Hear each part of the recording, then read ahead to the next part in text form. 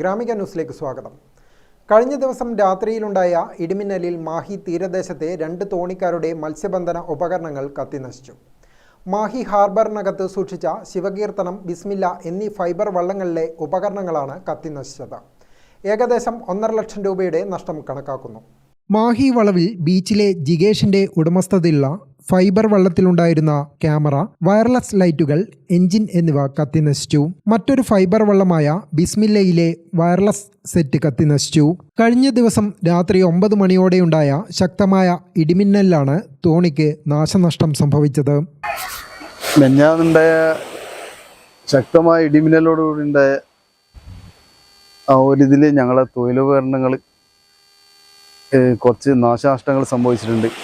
ക്യാമറയും പിന്നെ വയർലെസ്, അതിനോടനുബന്ധിച്ചിട്ടുള്ള മറ്റ് ചില സാധനങ്ങൾ, അങ്ങനെയുള്ള കുറച്ച് സാധനങ്ങളൊക്കെ ഞങ്ങൾക്ക് നഷ്ടമായിട്ടുണ്ട്.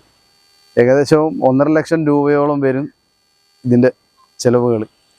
എല്ലാം ഇപ്പോൾ പുതിയതായിട്ട് പിന്നെയും വീണ്ടും വാങ്ങിച്ച് അതിനുള്ള പൈസ പോലും ഇപ്പോൾ കയ്യില്ലാത്തൊരവസ്ഥയാണ്. 3-4 മാസങ്ങളായി ഇവിടെ പണിക്കൊരു പോക്കില്ല. ആ ഒരു സ്ഥിതിയിലാണ് ഇപ്പോൾ ഉള്ളത്. ഗ്രാമിക ന്യൂസ്, തലശ്ശേരി.